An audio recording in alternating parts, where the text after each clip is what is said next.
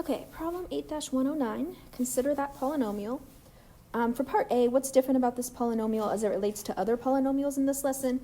Well, we would have had to assign other problems this lesson in order for you to be able to answer that, so let's not worry about that one.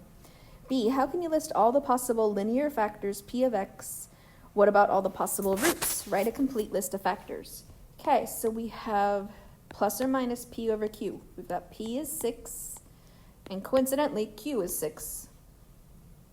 So our plus minus p over q is going to be plus minus all the factors of 6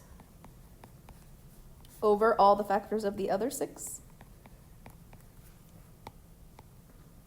Let's highlight so you know where they're coming from.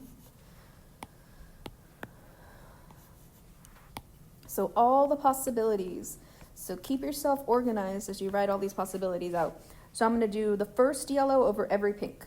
So 1 over 1, 1 over 2, 1 over 3, 1 over 6. That's all the yellow ones. Now I'm going to do the yellow 2 over every pink one. 2 over 1, 2 over 2, 2 over 3, 2 over 6. That's all the yellow 2s. Now the yellow 3s, 3 over 1, 3 over 2, 3 over 3, and 3 over 6. And then finally the yellow 6s, 6 over 1, 6 over 2, 6 over 3, and 6 over 6. I wrote them all out so we could see them all. But now some of them are repeating.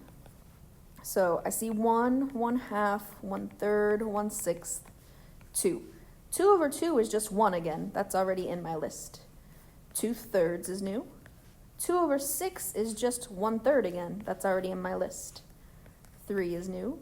3 over 2 is new. 3 over 3 is just 1 again, already in my list. 3 over 6 is just 1/2 again, already in my list. 6. 6 over 2 is just 3. 6 over 3 is just 2. And 6 over 6 is just 1 again. So here is my list of possibilities. Remember, I write the plus minus once in the front. So that means I have 1, 2, 3, 4, 5, 6, 7, 8, 9 positive answers and 9 negative answers. So I'd have 18 possible roots. As factors, they would be x plus 1, x minus 1. The 1/2 would end up being 2x plus 1, 2x minus 1, because if you do zero product property with those, you'll get plus and minus 1/2. Same thing for the 1/3, 3x plus 1, 3x minus 1. 1/6, 6x plus 1, 6x minus 1, x plus 2, x minus 2, 3x plus 2, 3x minus 2, x plus 3, x minus 3, 2x plus 3, 2x minus 3, x plus 6, and x minus 6. These are 6. All the possible factors that could possibly work for p of x. Use the process your team developed to factor p of x. Okay, so now we want to actually start trying these. I am going to write this question on the next page. Okay, so remember, an easy way to test these, what was this function called? P of x? Yeah, I'm going to put it at the end. Is to do p of 1 and see if you get an answer of 0. Do p of negative 1 and see if you get an answer of 0.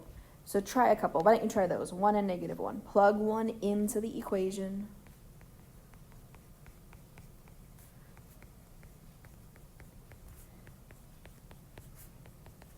See if you get an answer of 0. Plug negative 1 into the equation.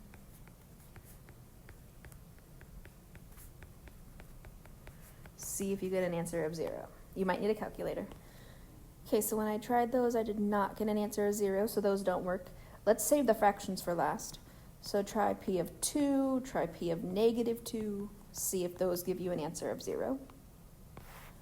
Okay, so p of 2 gave me an answer of 0. So that tells me x equals 2 is a root. So I know x minus 2 is a factor. So I want to divide that polynomial at the top by x minus 2.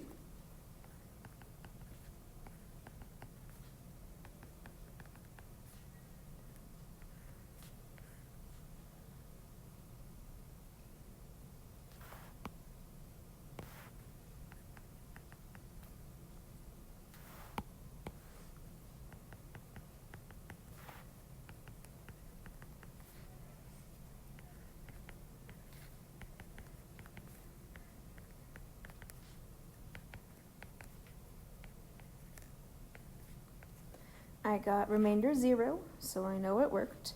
So now we have our polynomial down to this. I'm going to do P over Q for my new smaller polynomial. It's going to give me plus or minus 1, 3 over 1, 2, 3, 6, which is plus or minus 1, 1/2, 1/3, 1/6, 3, 3/2, 3/3 is a repeat, 3/6 is a repeat. So remember, we already tried the ones. We tried those up here, and they don't work. So we know the ones aren't going to work. So we're going to hope for the 3s. So try P of 3. If that works, you can stop. Try P of -3 if that doesn't work.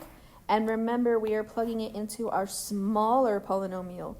You're welcome to plug it into the one at the top, but why not use the smaller one? Okay.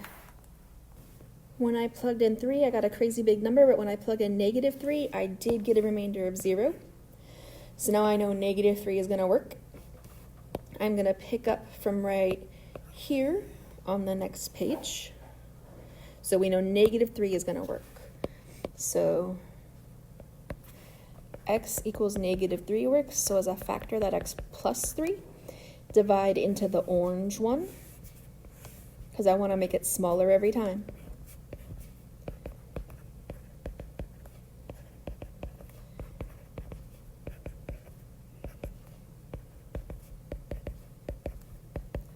I got the same constant, no remainder. So we had the red x minus 2. We just factored the orange one to be x plus 3 times 6x squared plus x minus 1. Now I can just do normal factoring with what's left. So -6x squared and x multiplies to be -6x squared, adds to be x. Double check that those two factors work. So inside my diamond, I have 6x squared and -1. I put the two answers I got inside, and then I factor.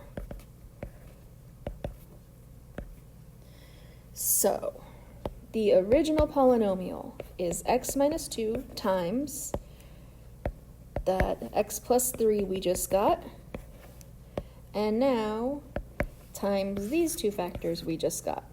I forgot my x.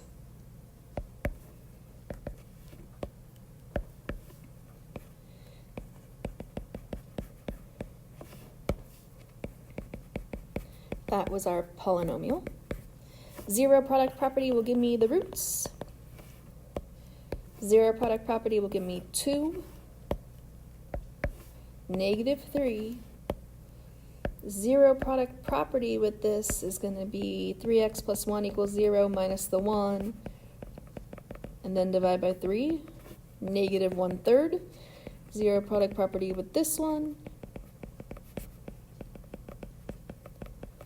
and 1/2. So there were fractions that came out to be our answers, but by just waiting until the very end, we were able to get them with our final factoring at the end. Hopefully this helps.